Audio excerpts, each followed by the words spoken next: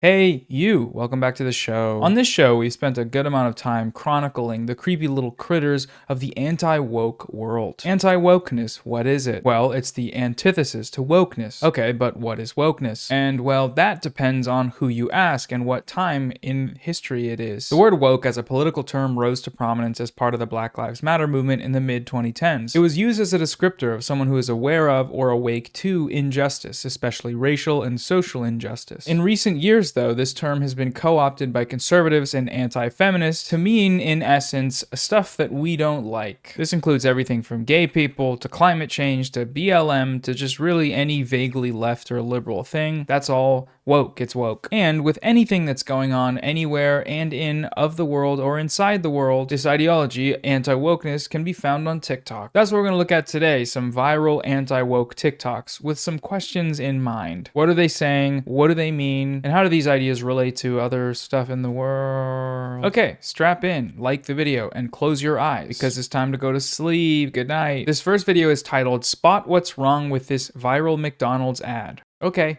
I'll try. This McDonald's ad has 126 million views. Spot what's wrong with it. She then plays a McDonald's ad that features a family sitting at a table and eating McDonald's. They're very cute. I think they're cute. Sue me, okay? And then she says this. I know what you're thinking. There's nothing wrong. But that's sort of the point. There's no transgender dude selling you a tampon. There's no drag queen selling you rainbow apparel. There's no tuck-friendly swimsuits. Whoa, hey, dude. What's up? What's going on? Most normal transphobe. Why would a McDonald's ad be selling tampons or swimsuits? That's a rhetorical question. They wouldn't. She just wants to. She's transphobe. There's no tuck-friendly swimsuits. They're not going through a divorce. The dad is not depressed. What? What, man? What is this? They're just a nuclear family having wholesome fun. However, this has become incredibly rare, and we are no longer advocating for this. We are no longer advocating for this? I mean, it sounds like you are doing actually just that right now. You and all the other 10 trillion goblins that made the same video talking about how this is the first time you'd seen a straight couple since you came out of the womb. Someone commented and said, McDonald's single-handedly fixing the declining birth rates. Facts. Facts. It's a fact that I'm getting my wife pregnant because I saw a burger commercial. Thank you. We need some major corporations here to stand up for traditional values, because guess what? We deserve representation too. The target audience here is obviously people who feel like all advertising and media is woke now. It's refreshing for them to see an ad that has nothing wrong with it. The implication there being that there's something inherently wrong with trans influencers in ads or rainbows on clothes or whatever. She hit him with the dehumanization ray. You go get him, girl. The trouble with this narrative, though, is that obviously there's a big selection bias going on. Every time a commercial or a show or a movie has some form of diversity, these guys freak the fuck out very loudly.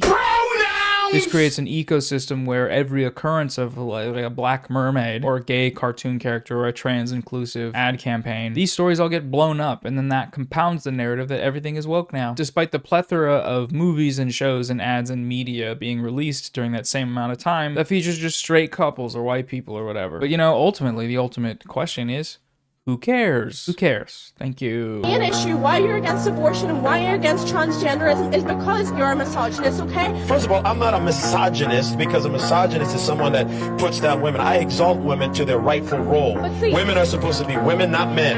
I exalt women to their rightful role. Okay, so, where's that role? It's below me. Huh. And I get to choose it. Right. And they don't get to. Alright, man. And also, no trans people. Yeah, cool, man.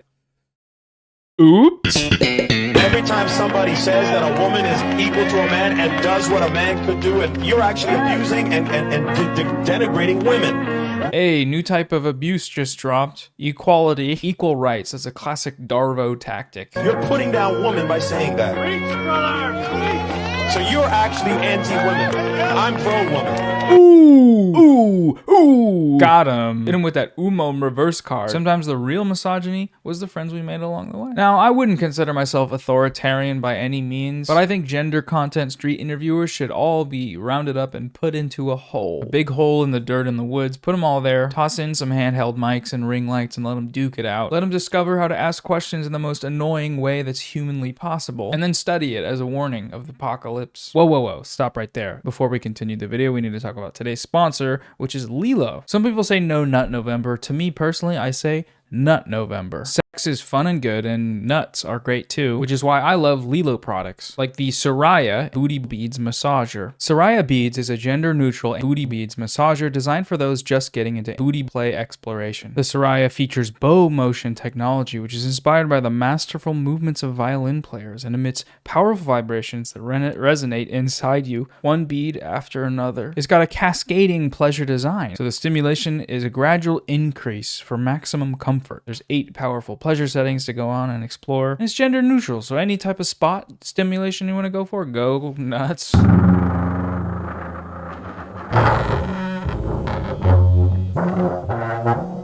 Lilo products are 100% waterproof. They use extra soft premium silicone that feels warm to the touch, and the quality is amazing. It'll last for years to come. Lilo has a Black Friday sale going on right now. You can go to lilo.com or click the link in the description box. And if you use my code, which is NOAH10, you can get an extra 10% off of your purchase. Plus, they got all sorts of makeup gifts you can receive with your purchase, which is great for the holidays, for gifts for friends and family. All right, booty blast interlude over. Let's get back to this damn video. Bye. Who's to say that God has a gender? God doesn't have big biceps and facial hair. The only reason we say he is because we don't have a personal neuter pronoun. God does not have big, strong arms and a coarse, bushy beard, and tall, broad shoulders, and a wide, muscular, hairy chest. He literally does not have any of those things. Literally doesn't. God is not an it. God is a personal being who loves. So God is a person?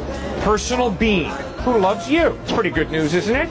Well, some people would disagree with you. But Why would someone say, ah, shoot, God loves me. I hate that. I love the idea that this woman is woke for disagreeing with this guy in the most polite way a human possibly can. She's like, well, you know, I disagree with you. well, some people would disagree with you. Woke. Triggered SAW. Get it owned. Fellas, is it woke to ask a question? Love that bit at the end as well where he's like, who could possibly deny God's gracious love? Listen to this lady. Why would someone say, ah, shoot, God loves me. I hate that. And it's like, well, people who don't believe in God, right? That's not very important necessarily. How did that get laughs from the audience? I don't know. They're inside of a large church. Who knows? Phobia is rooted in racism, so you are a racist. If you work out strictly for appearance-based reasons, you are fat phobic.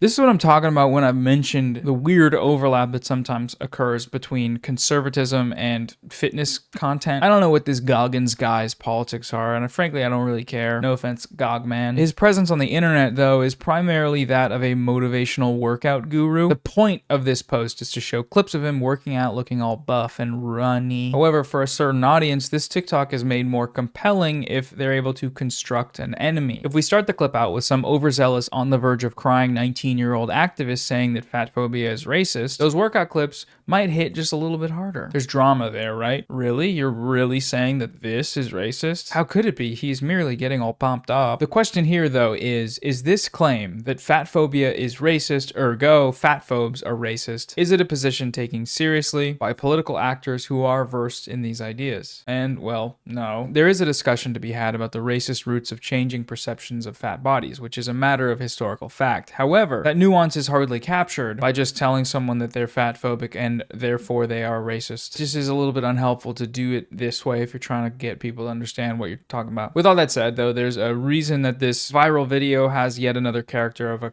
yelling young person, and that's because they're just easier targets to call woke cringe. All right, next video.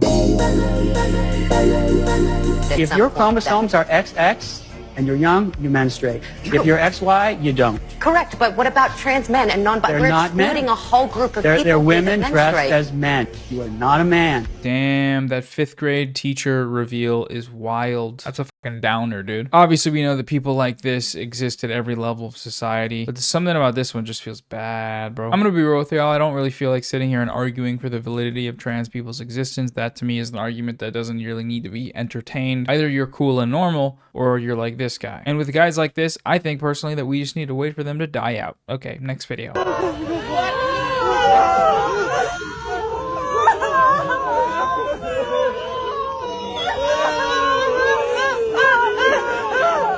I have no idea what's going on in this one, but it's honest. I like it. It's fun to watch for me. What are they doing? What are the noises? Is it crying? Is it moaning? Why are they in animal costumes? Feel free to fill me in if anyone knows. I couldn't find what this clip is originally from, but I am genuinely curious. But this is another instance of woke being a generalized caricature of the left. I know quite a few people that I consider to be on the left. I've never seen him do anything like this before, not even remotely. Is this style of protest reflected in any serious leftist political thought? Did Lenin put out a pamphlet teaching workers how to roll around and groan and cry like baby elephants? No. No, he didn't, but maybe he should have. Not really sure how effective this protest was. Even still, this does look like a form of protest, right? Perhaps for animal rights or something. And protesting is still a political act, you know, that should be respected regardless of how silly it looks. And yes, this does look pretty silly to me. That doesn't mean they're wrong, though, or the point that they're trying to prove is invalid. It just means they look a little silly while they do it, in my opinion. Okay. Wow! I feel good.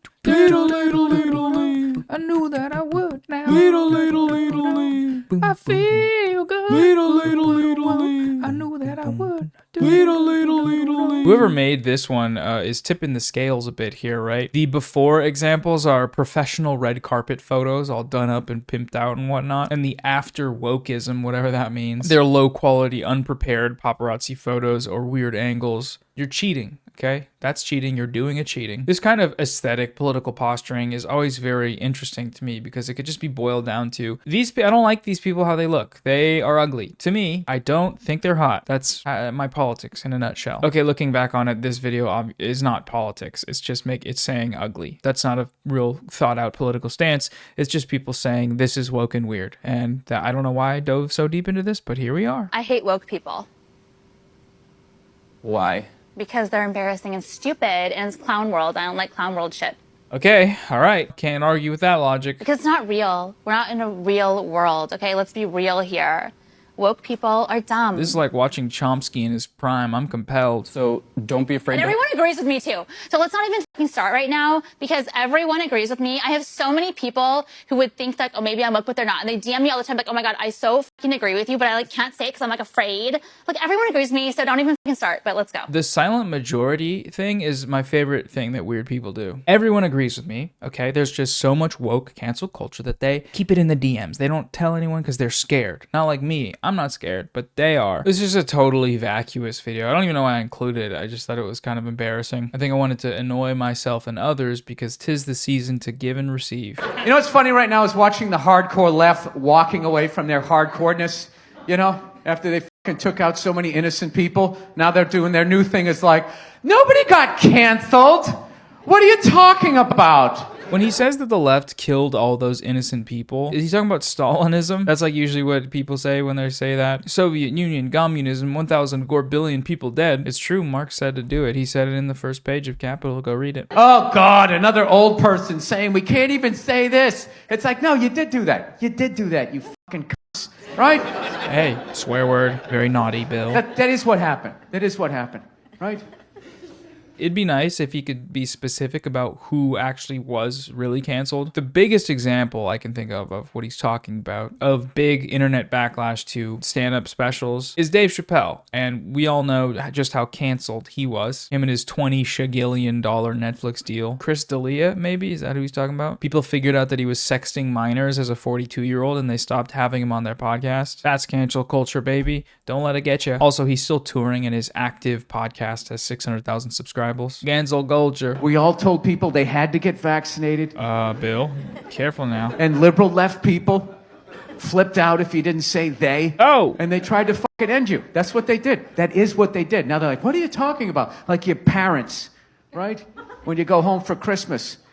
And you're like, you know, every day you called me a dumb cunt and it really affected my self-esteem. And they're always like, what? I never said that. You're crazy. Jesus Christ, just have some casserole.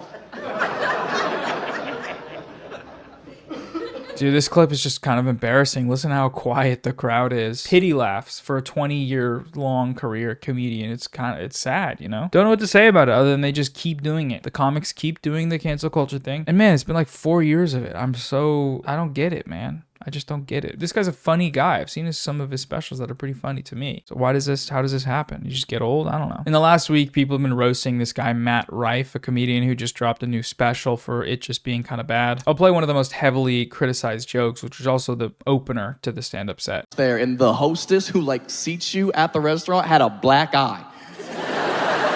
A full black eye. And it wasn't like, what happened? Yeah, it was pretty obvious what happened. And we couldn't get over the fact that we're like, this is the face of the company? Like, this is who you have greeting people? And my boy who I was with was like, yeah, I feel bad for her, man. I feel like they should, put her in the kitchen or something where nobody has to see her face, And I was like, yeah, but I feel like if she could cook, she wouldn't have that black eye.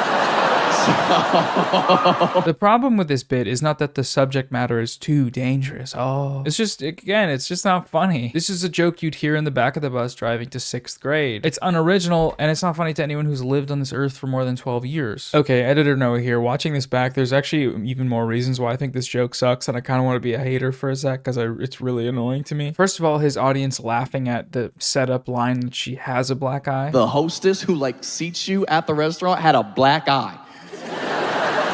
A full black eye. As if that's like self-evidently funny. That's just kind of embarrassing. The first time he mentions how they need to put her back in the kitchen, immediately obvious what's gonna happen next. Come on, man, come on. You could do a better setup. You could set this up better. I'm not gonna give my 2 cents on how, because I'm not a comedian, but I am a hater. And the last thing, probably the worst of it all, is the assumption that the reason she has a black eye is because she can't cook, even when obviously you can have a black eye for a myriad of other reasons. If she could cook, she wouldn't have that black eye. I'm really not here trying to say that this is somehow some promotion of domestic violence or whatever. I think you can joke about dark topics, but I just don't think it's funny, personally. All right, now back to the real time Noah. Anti-wokeness is a brand. It's a genre. But I still have yet to see a critique of wokeness or an anti-woke bit that is actually funny. If you know of one, let me know, because I'm always happy to have a giggle and a laugh and take criticism in stride as a wokist myself. All right, everybody, that's it for this video. There's another kind of short fun one. We got some real ones coming up. Just had to take care of business. You know what I'm talking about? You know what I'm saying? Thanks again to Lilo for sponsoring the video. Check out my Patreon, patreon.com/SAMSEN. Thank you so much for patrons for support. You get early ad-free access to videos. You get your name in the credits, and you get to say hello, and I say hello, and you get to go in the Discord. Okay, bye.